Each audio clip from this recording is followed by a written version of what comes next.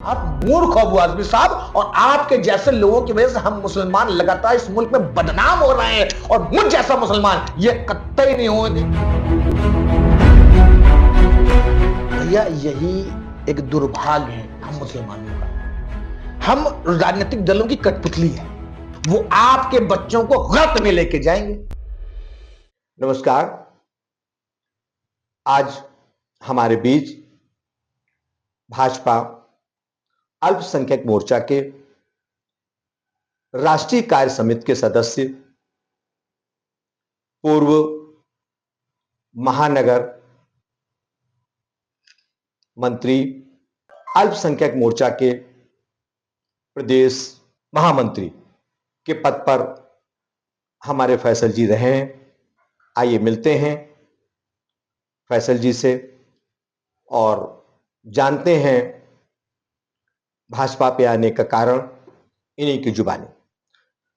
फैसल जी, आपका पारदर्शी विकास में बहुत बहुत स्वागत है। नमस्कार फैसल जी, कुछ भाजपा में जैसा कि कहने की बात होती है कि मुस्लिम समाज का भाजपा, ऐसा लगता है जैसे विरोधाभास है। तो आप किन कारणों से और किन चीजों से प्रभावित होकर के आपने भाजपा ज्वाइन किया और कब से आप भाजपा में? सुशील जी, मैं 2004 से भारतीय जनता पार्टी के लिए काम कर रहा हूँ और युवा मोर्चा कार्यकर्ता के रूप में काम की यात्रा शुरू करी। आज राष्ट्रीय कार्य समिति अल्पसंख्यक मोर्चा के रूप में काम कर रहा हूँ। और सन 2004 में जब मैं डीएवी कॉलेज में एक छात्र नेता के रूप में कार्यरत था, अपनी जो राजनीतिक उम्मीदें थी एक छात्र नेता के रूप में छात्र हित में संघर्षरत था। उसी दौरान हिंदुस्तान में एक ऐसा समय आया था जब एक विदेशी महिला श्रीमती सोनिया गांधी को इस देश का प्रधानमंत्री बनने की तैयारी इस देश में चल रही थी। मैं छात्र था, युवा था, मुझे लगा क्या इस 100 करोड़ की जनता जनार्दन में क्या किसी भारतीय के अंदर यह क्षमता नहीं है कि वो इस देश को लीड कर सके, नेतृत्व कर सके। एक विदेशी मूल की महिला के इस देश के नेतृत्व करने की बात पे मैं इस बात को हजम नहीं कर सका, और तब से लेके मैंने भारतीय जनता पार्टी के लिए काम करना शुरू किया। और ये उस दौर की बात है जब सरकार तो छोड़िए, सभासद, विधायक, सांसद तक हमारे दल के नहीं थे, लेकिन मुझे अपनी इच्छा से जीवन जीने का जो शौक है, तो मैंने अपनी इच्छा अनुरूप भारतीय जनता पार्टी के लिए सन 2004 से काम करना शुरू किया। जी। फैसल जी, बहुत अच्छी बात, आपने बात बहुत बड़ी कही है कि 100 करोड़ की जनसंख्या में भी क्या कोई भारतीय नहीं है ये जो है ना? राष्ट्र को संभाल सके। बहुत अच्छी बात। लेकिन एक प्रश्न है कि ऐसी स्थितियों में जहां की ऐसा लगता है जैसे भाजपा और मुस्लिम 36 का आंकड़ा है, ऐसी स्थितियों में भाजपा का प्रतिनिधित्व कर रहे हैं, वो उसमें आपको किन किन समस्याओं का सामना करना पड़ता है? देखिए, समस्या तो मानव रूप में जन्म लिया है जी। और फिर मैंने कहा ना कि जब अपनी इच्छा के अनुसार आपको अपना जीवन जीना है, तो जब अपनी इच्छा के अनुसार जीवन जीना है तो कष्ट या थोड़ी विषमताएं, परेशानियां ये आना एक बड़ा स्वाभाविक सी बात है। सन 2004 में जब काम करना शुरू किया था तो समाज में मतलब यहाँ तक लोग कहते थे कि इसका मतलब इन्होंने धर्म परिवर्तित कर लिया। भारतीय जनता पार्टी एक राजनीतिक दल है, उस राजनीतिक दल में काम करने वाले व्यक्ति का धर्म से मतलब ये लोग ये मानते हैं कि भारतीय जनता पार्टी हिंदू धर्म की पार्टी नहीं, भारतीय जनता पार्टी हिंदू संस्कृति की पार्टी है, बस इतना आसान अंतर है। और यह बड़ी महत्वपूर्ण बात मैं आपके चैनल पे कह दूं कि भारतीय जनता पार्टी किसी धर्म विशेष की पार्टी नहीं, हाँ, लेकिन भारतीय जनता पार्टी हिंदू संस्कृति की पार्टी है, क्योंकि भारतीय जनता पार्टी की जो इच्छा शक्ति है वो सदैव भारत माता को विश्व गुरु बनाने की कल्पना, भारतीय संस्कृति, भारतीय इतिहास से संबंधित महापुरुषों का जीवन लोगों के बीच में आए ताकि लोग उनसे प्रेरणा प्राप्त कर सके। तो मैं तो हिंदू संस्कृति और भारतीय संस्कृति से प्रेरित रहा बालकाल से, तो मुझे तो बड़ा आनंद आता है और चैलेंजेस स्वीकार करना बहुत मुझे अच्छी अनुभूति होती है। और मैं आज तक अपने निर्णय पे एक बड़ा विश्वास, एक बड़ी खुशी मुझे महसूस होती है कि मैंने ठीक निर्णय लिया था। अच्छा, बहुत अच्छी बात। फैसल जी, जैसे आपके भाजपा के प्रमुख लीडर मोदी जी की बात करें तो कहते हैं सबका साथ सबका विकास, और उस स्तर पर वो कार्य भी कर रहे हैं। लेकिन फिर भी विपक्ष बराबर एक ही बात करता है, वो बराबर कहता है कि भाजपा कभी मुस्लिमों के सहयोगी हो ही नहीं सकती। मुझे देखिए, एक तो विपक्ष जो करता है जी, वो तो एक व्यवहारिक बात मैं बताऊं, ये उनकी मजबूरी है। क्योंकि जब आपकी दुकान बंद करके कोई व्यक्ति उसमें ताला लगाने की स्थिति में आ गया है, कोई दल, तो आप अपनी दुकान बचाना रहेंगे, स्वाभाविक है। लेकिन मेरा प्रश्न इस देश के मुस्लिम समाज से है। अब यहां पे बात समझने की स्थिति मुस्लिम समाज की आती है कि भारतीय जनता पार्टी ने माननीय नरेंद्र मोदी जी को प्रधानमंत्री पद का दावेदार बनाया। गुजरात दंगों में जिनका झूठा नाम लाया गया, जिनको जिम्मेदार बनाने का प्रयास किया गया, जबकि कोर्ट ने, तमाम तरह के कोर्ट ने उनको इस चीज से बरी किया। और जब उन्हें इस देश में प्रधानमंत्री पद का दावेदार बनाया जाता है तो उनका पहला नारा था सबका साथ सबका विकास। माननीय प्रधानमंत्री नरेंद्र मोदी जी का नारा था सबका साथ सबका विकास। 5 साल सरकार चली, सन 2014 से 2019 के मध्य। तत्कालीन जो सरकारी योजनाएं थी, मैं आपके समय न्यूज चैनल के माध्यम से ये बात बड़े विश्वास के साथ आपके समक्ष कह रहा हूं, और जो भी बातें गूगल बाबा की दुनिया है, हम किसी भी सवाल का त्वरित जवाब चाहें तो गूगल से हमें प्राप्त हो जाएगा। तत्कालीन सन 2014 से सन 2019 के मध्य भारतीय जनता पार्टी की केंद्र सरकार द्वारा किसी भी योजना में क्या मुस्लिम समाज को कम हक मिला? आप गौर कीजिएगा, कम हक नहीं मिला। हमें अपनी आबादी के अनुपात में ज्यादा अधिकार मिला। यानी कि जिस शहर में हम 15% की आबादी में है, मैं तो उत्तर प्रदेश का महामंत्री रहा हूं छठे मोर्चा का, उत्तर प्रदेश के संभावित प्रशासनिक एवं भारतीय जनता पार्टी के स्तर पे जो जिले हैं, उसमें से मुझे लगता है मैंने 30 से 35-40 जिलों में अपना प्रवास प्रदेश महामंत्री रहने के मध्य किया। वहां पे आप विश्वास करो कि लाभार्थियों में, जहां पे हमारी जनसंख्या 15% है, वहां पे लाभार्थियों में हमारा अनुपात 30% का है। यानी कि हमको अपने से ज्यादा मिला। फिर उसके बाद 19 के चुनाव में लेकिन मुस्लिम समाज का वोट अच्छी तादाद में हमको नहीं प्राप्त हो पाया, क्योंकि इन सो कॉल्ड सेकुलर्स ने हम मुसलमानों को बरगला रखा है, हमें गुमराह कर रखा है। 19 का चुनाव खत्म होने के बाद के 2 महत्वपूर्ण निर्णय अगर आपने देखे हो तो, एक, इस देश के, आपको मालूम है कि 21 इस्लामिक मुल्कों में 3 तलाक बैन है। जी, ये जहां पे मतलब इस्लामिक हुकूमत है, जस्ट लाइक पाकिस्तान, यहां 3 तलाक बैन था। और हमारे देश में क्या होता था कि बहन घर में बैठी है, रात में पति आया, किसी नाराजगी की वजह से, किसी होश में था, बेहोश था, क्या था, और किसी बात पे झगड़ा होते उसने अपनी पत्नी को 3 तलाक बोल दिया।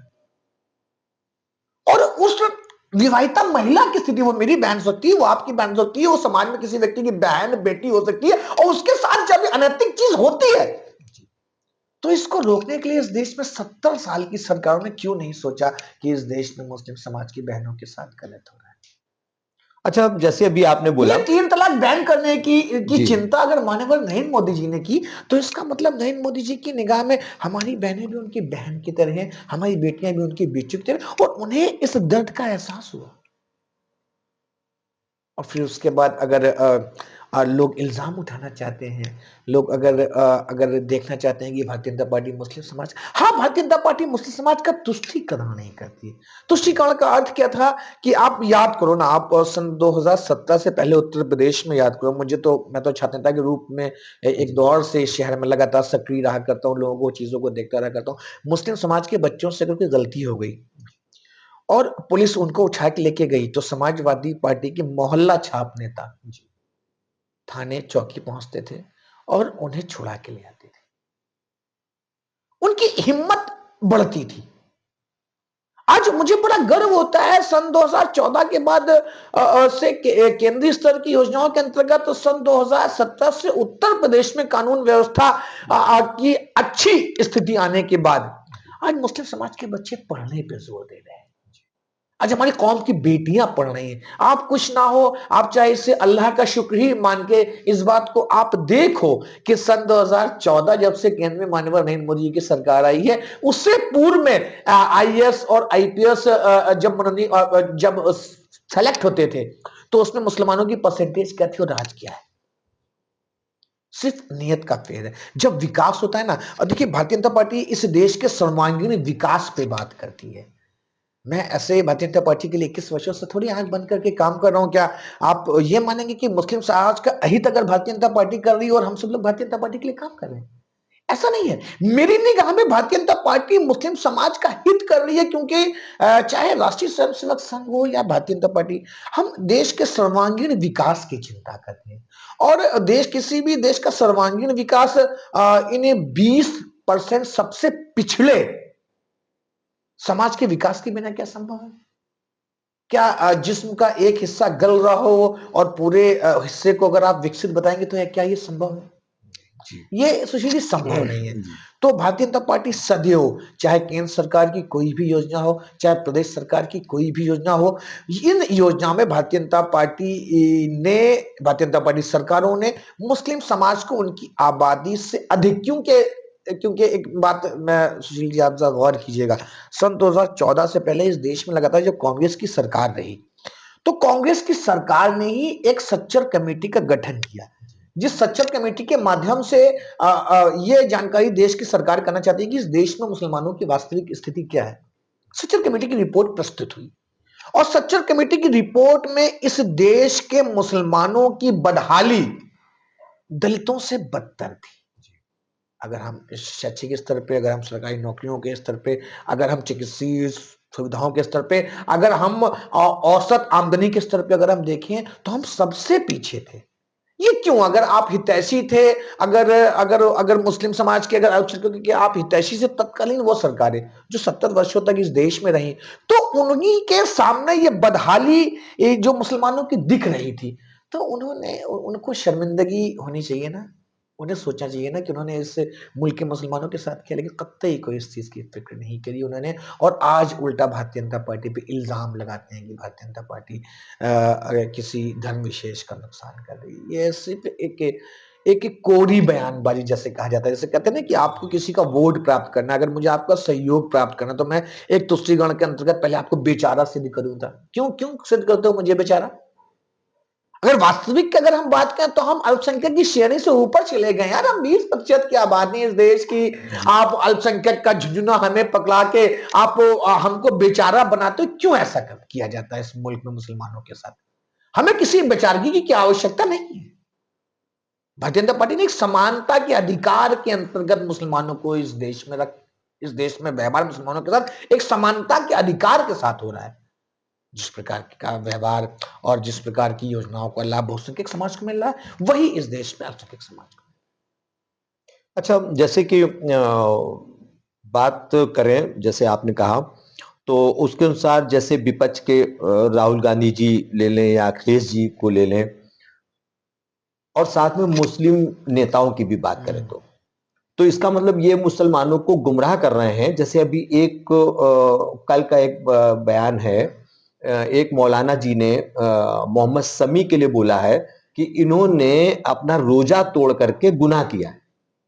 मूर्ख है वो मौलाना जी, वो इस्लाम की वास्तविकता से परे है। ये जो धार्मिक नियम बने, इन्हें धार्मिक नियमों में अपवाद स्वरूप विशेष परिस्थितियों की भी चर्चा होती है जी। अपवाद स्वरूप कहता है किसी व्यक्ति कर्तव्य पथ पे देश के लिए जो संघर्ष कर रहा समय, आपको मालूम कि मतलब कुरान कहता है कि आप जिस मादरे वतन, आप जिस सरजमीन में पैदा हो, उस मादरे वतन के कानून और उस मादरे वतन की रक्षा के लिए और उस मादरे वतन कानून के साथ आपको जीना चाहिए। ये इस्लाम कहता है। मोहम्मद शमी हमें गौरवान्वित करता है। इस देश के मुसलमानों को मोहम्मद शमी जैसे लोगों पर गर्व है। जब भारत माता के लिए लड़ते हुए, चाहे क्रिकेट के मैदान में, चाहे एक सैनिक के रूप में, जब एक मुसलमान जब अपना वो रोल प्ले करता है, तो हम आम मुसलमानों को उन्हें देख के फक्र होता है कि अल्लाह तेरा शुक्र, अल्लाह इन मुसलमानों को जो अपने मुल्क के लिए, क्योंकि हम अपने इस्लाम की पूर्ति कर रहे हैं अपने मुल्क के को अपनी खिदमतें देके, हम जो अपनी खिदमत अपने मुल्क को दे रहे हैं, वो मुसलमान के बताए हुए तरीके से ही, जो इस्लाम की बताया हुआ ये तरीका है ना। लेकिन पता नहीं कैसे लोग हैं जो क्या क्या बोलते रहते। क्यों? क्योंकि उन्हें पसंद नहीं। इंडिया जीत गई ना जी, हिंदुस्तान जीत गया उस मैच में, तो दर्द कैसे बाहर निकले? ये इस हद तक इस मुल्क में कुछ धार्मिक नेता, इस हद तक इस मुल्क में कुछ राजनीतिक दल पहुंच चुके हैं भैया, कि उन्हें सिर्फ मतलब जो है भारतीय जनता पार्टी और हिंदुस्तान के नुकसान से है। उन्हें नहीं मतलब कि जिस पेड़ पे बैठे हो उसी की डाल काटोगे तो कैसे सुरक्षित रह पाओगे। समी के ब्रदर ने भी, भाई ने भी, एवरीवन जो शिक्षित मुसलमान है, जो शिक्षित मुसलमान है, जो मुसलमान किसी दुर्भावना से ग्रसित नहीं है, वो इस बात को स्वीकार करेगा। वो इस बात को कहेगा कि मोहम्मद शमी ने एक रोजे से बड़ा काम किया है, अपने देश की सेवा की है, अपने देश का नाम रोशन किया है। रोजा एक नियम भी है मुस्लिम समाज में। रमजान के मध्य कई बार किसी विशेष परिस्थितियों में अगर व्यक्ति का एक दिन का रोजा, 2 दिन का रोजा, 3 दिन का रोजा छूट जाता है, तो वो in future after Ramzan, after Eid वो अपने रोजे को कंप्लीट कर पाता है। एक बात। दूसरी बात, अगर हम यात्रा पे हैं, अगर हम अपने घर से 70 किलोमीटर की दूरी पे हो, ये इस्लाम कहता है जी, तो हम रोजा छोड़ सकते हैं, क्योंकि हम यात्रा पे, हम सफर पे हैं। इस रोजे को हम ईद के बाद पूरा कर सकते हैं। लेकिन इन दुर्भावनाग्रस्त लोगों के पेट में दर्द होता है ना, क्योंकि भारत जीत गया भैया। ये स्थिति है इस देश की, ये सोच है यहाँ के लोगों की, कुछ लोगों की। अच्छा, जैसे इस्लाम में कट्टरता की बात करते हैं, तो कट्टरता की बात करें तो जैसे पाकिस्तान और बांग्लादेश का तो अभी हाल का ही ये चल रहा है इस समय कि अल्पसंख्यकों का उत्पीड़न, तो ये इसके लिए कौन दोषी है? देखिए, इसके लिए ये सबसे पहली वो सोच दोषी है जिसने हिंदुस्तान और पाकिस्तान का बंटवारा कराया जी। निर्णय आप लीजिए कि वो कौन लोग थे जी। वो दोषी हैं जिन्होंने हिंदुस्तान पाकिस्तान का बंटवारा करके हमारे 2 हाथों को, 2 बाजुओं को अलग-अलग हिस्से में काट दिया। पहली बात तो बंटवारा। दूसरी बात, जब ये लगातार होता और दिखता रहा, और जब हमारे प्रधानमंत्री शेरे हिंद नरेंद्र मोदी जी ने सीए के अंतर्गत पाकिस्तान, बांग्लादेश और अफगानिस्तान में रहने वाले अल्पसंख्यकों, सिर्फ हिंदू समाज नहीं जी, सिर्फ सनातन धर्मावलंबी नहीं, जो भी इन देशों में अल्पसंख्यक हैं, उन देशों में रहने वाले अल्पसंख्यकों को सीए के अंतर्गत भारतवर्ष आने का न्योता दिया। अब मेरी एक बात सुनो ना, ये निर्णय किसके पक्ष का है मालूम? ये निर्णय मेरे पक्ष का, ये निर्णय हमारे इस देश के मुसलमानों के पक्ष का है। क्योंकि जब हम समाचार पत्र पढ़ते, हम बैठे हैं मित्र बताज, अभी एक समाचार पत्र भैया मेरे सामने ला के रखे, और उस समाचार पत्र की हेडिंग यदि हो कि पाकिस्तान में या बांग्लादेश में 14 वर्षीय 16 वर्षीय बच्ची को अगवा करके, बलात्कार कर शादी, जबरन शादी इस्लाम कबूल करा के कराएगी, हमारी आंखें शर्म से मेरे मित्र झुक जाती है। मैं आदरणीय प्रधानमंत्री से एक बार फिर आपके चैनल के माध्यम से आग्रह और निवेदन करता हूं, एक एक अल्पसंख्यकों को, क्योंकि ये मजहबी जो सरकारें हैं, चाहे वो पाकिस्तान, अफगानिस्तान या बांग्लादेश की, इन मजहबी सरकारों के अल्पसंख्यक उत्पीड़न से उन देश के अल्पसंख्यकों को बचाना, ये हमारा नैतिक दायित्व है। क्योंकि हम एक सेक्युलर कॉन्स्टिट्यूशन है, हम एक धर्मनिरपेक्ष रीत नीति के आधार पर अपने देश को चला रहे हैं, और ऐसी स्थिति में अगर आसपास कोई धार्मिक कट्टरता होती है तो हमें उसका जवाब देना होगा। हमें सीए के अंतर्गत पाकिस्तान, बांग्लादेश और अफगानिस्तान के समस्त अल्पसंख्यकों को भारतवर्ष लाना होगा। ये इस देश के मुसलमानों के सम्मान के लिए अति आवश्यक विषय है। बहुत बढ़िया, बहुत बढ़िया। क्या ऐसा भी लगता है कि शायद इस गुमराह होने का कारण अशिक्षा भी है? सर्वाधिक अशिक्षा। देखिए एक बात, अभी इस देश नहीं, मैं तो कहूंगा आपके चैनल के माध्यम से आसपास के भी देशों को इस बात को सोचना और समझना होगा कि मुस्लिम समाज के लिए दुनियावी तालीम बहुत जरूरी है। ये मदरसा मतलब कुछ मदरसों को छोड़कर, मैं सब मदरसों को नहीं कर रहा हूं, लेकिन आमतौर पर मदरसा छाप बच्चा जब पढ़ के अपना बाहर निकलता ना, तो उसके पास सिर्फ एक मार्ग होता है कि हिंदुस्तान की किसी मस्जिद में जाके मौलवी के रूप में काम करने लगे। क्यों? क्योंकि हम दुनियावी तालीम में बहुत पीछे हमारे बच्चों को कर दिया जाता है, और प्राथमिकता के आधार पर उन्हें धार्मिक शिक्षा दी जाती है। धार्मिक शिक्षा होनी चाहिए बिल्कुल, क्योंकि धर्म हमें कैसे एक इंसान के रूप में जीना है ये सिखाता है। लेकिन जब तक हमें दुनियावी शिक्षा नहीं प्राप्त होगी, हम कैसे अपने मौलिक अधिकारों को समझ पाएंगे, हम कैसे इस दुनिया को समझ पाएंगे जहां पे अल्लाह ने हमें भेजा। इंसानियत का परचम फहराने के लिए। तो हम इन चीजों को कैसे समझेंगे जब तक हम शिक्षा से दूर रहेंगे। और ये सबसे बड़ा, ये भारतवर्ष में विशेष रूप से ये सबसे बड़ा खेल जो मुस्लिम समाज के साथ इस देश में किया गया 70 वर्षों की सरकार में, वो ये था कि इस देश के मुसलमानों को तुष्टीकरण का झुंझुना पकड़ा के इनको दुनियावी तालीम से, इन्हें विज्ञान, गणित, इन्हें इन्हें इन्हें वर्तमान की परिस्थितियों से दूर रखा जाए और इन्हें सिर्फ मजहबी तालीम के साथ एक कट्टरपंथी व्यक्तित्व बनाने का प्रयास इस देश की पूर्व की सरकारों ने किया। अच्छा, एक बात और कि जैसा कि संघ पर सभी विपक्ष की पार्टियां, ओवैसी सहित, एक आरोप लगाते हैं कि ये धार्मिक कट्टरपाल से ये पार्टियां हैं, संगठन है, और इनका उद्देश्य केवल मुस्लिमों के साथ अत्याचार करना है। सुशील जी, तो राष्ट्रीय स्वयंसेवक संघ जी से जिस भी व्यक्ति के मन में ये दुर्भावना जो आप कहते हैं, या कोई भी राजनीतिक व्यक्ति जब इस तरह की बात करता है, तो आप मान लीजिए कि कहीं ना कहीं उसका दल या वो स्वयं विदेशी संस्कृति से, विदेशी विचारों से और विदेशी अर्थ से कहीं ना कहीं प्रभावित है।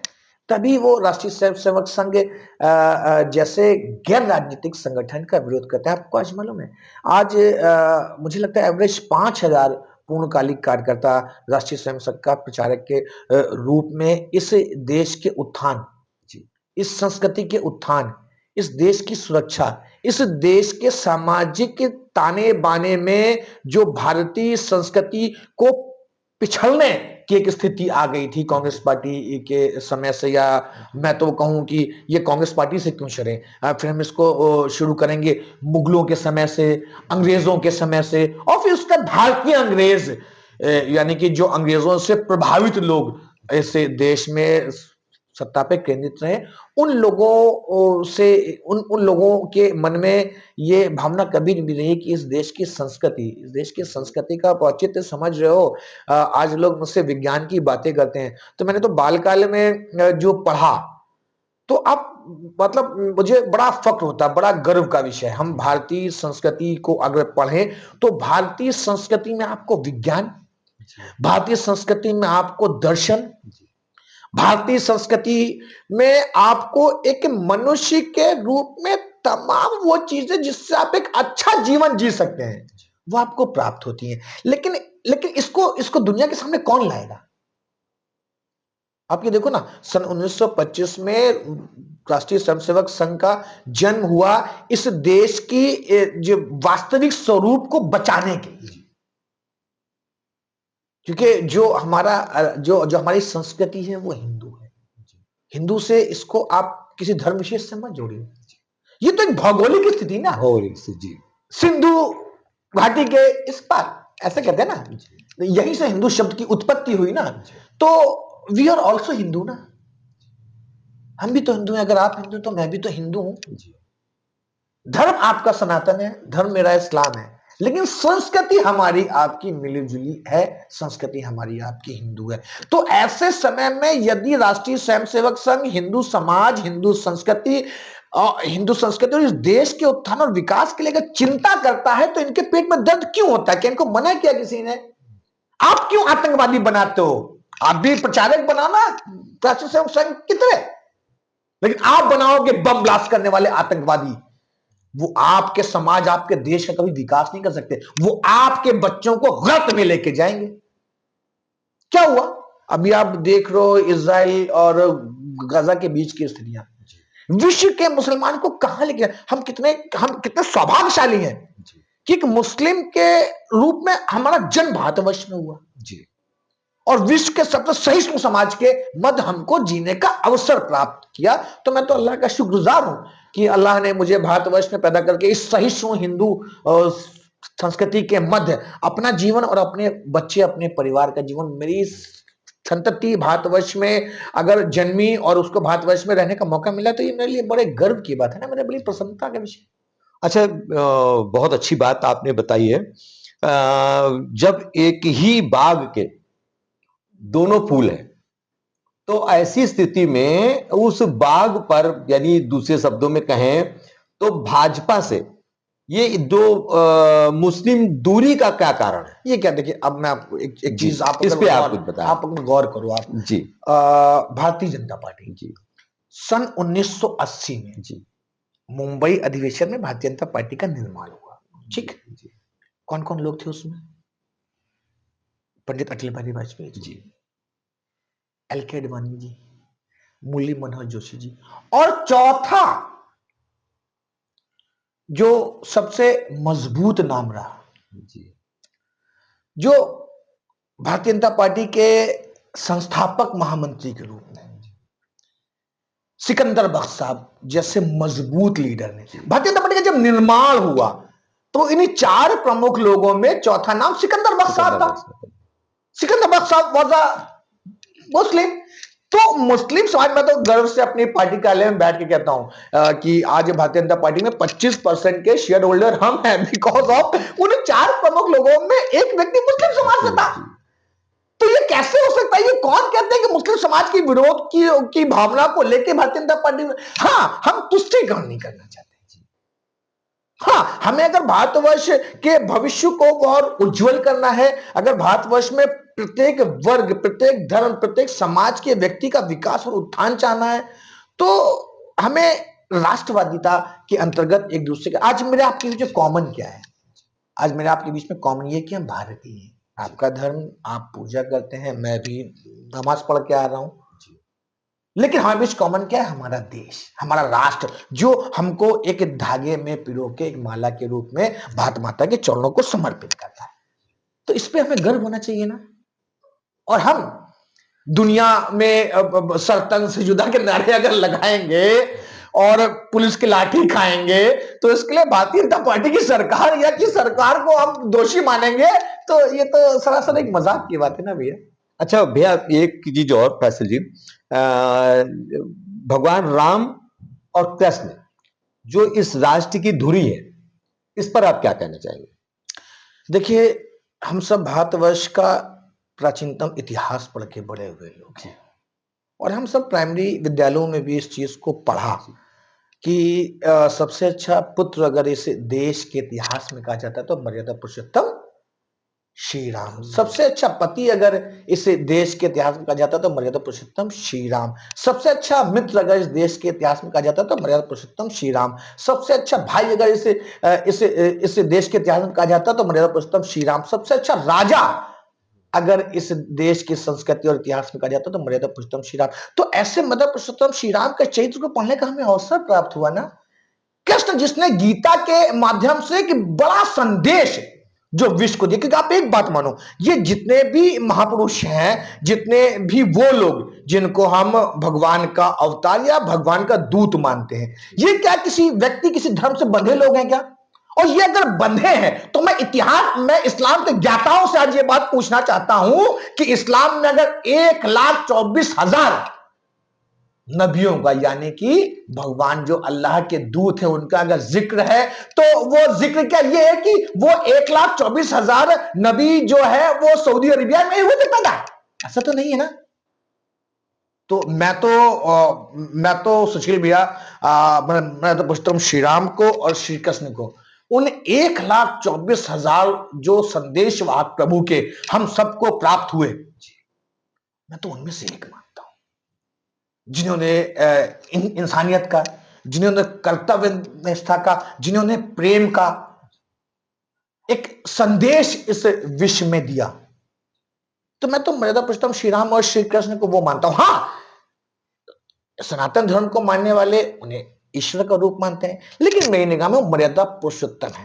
He was the greatest personality, एक महानतम व्यक्तित्व जो हमको प्रेरित करता है। तो ऐसे व्यक्तित्व के प्रभाव में तो हम सब रहना चाहेंगे, और अल्लाह से ये दुआ करते हैं कि हमारे बच्चे भी इन चीजों को समझें और इन चीजों को आगे बढ़ाएं। अच्छा, एक बात और, अभी एक महाराष्ट्र में एक लगातार ये एक मैटर चल रहा है, अबू आजमी, समाजवादी पार्टी के नेता हैं अबू आजमी, इन्होंने औरंगजेब पर को लेकर के शिवाजी पर टिप्पणी की है? भैया यही एक दुर्भाग्य है हम मुसलमानों का। हम राजनीतिक दलों की कठपुतली है।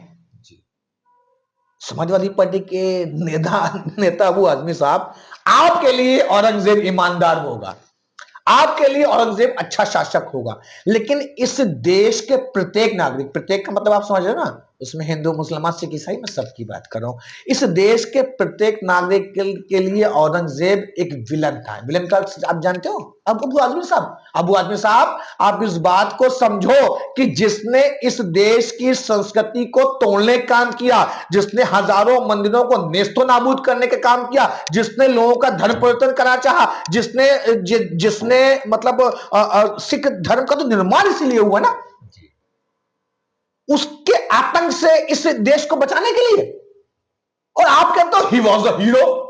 You are a fool. आप मूर्ख हो अबू आजमी साहब, और आपके जैसे लोगों की वजह से हम मुसलमान लगातार इस मुल्क में बदनाम हो रहे हैं, और मुझ जैसा मुसलमान ये कतई नहीं होने देगा, क्योंकि आप कठपुतली हो अन्य लोगों के हाथ की, और आप हम मुसलमानों को बदनाम कराने का काम कर रहे हो, सिर्फ बदनाम करने का और कुछ नहीं। बहुत बढ़िया, बहुत बढ़िया। फैसल जी ने बहुत अच्छी बात बताई, और सबसे प्रमुख उन्होंने बताया कि मुस्लिमों में जो तुष्टीकरण है, प्रमुख रूप से ये अशिक्षा के कारण है, क्योंकि उनको प्रॉपर शिक्षा नहीं दी जाती है। धर्म की तामील देना ठीक है, लेकिन अन्य ज्ञान भी उतना ही आवश्यक है। उन्होंने बताया एक राष्ट्र के लिए सबसे पहले हम भारतीय, हम सारे के सारे लोग हिंदू हैं, और उसके नाते सर्वोपरि हमारा राष्ट्र है। आपका बहुत बहुत धन्यवाद फैसल जी, आप पारदर्शी समाचार पत्र में आए, इसके लिए आपका बहुत बहुत थैंक यू।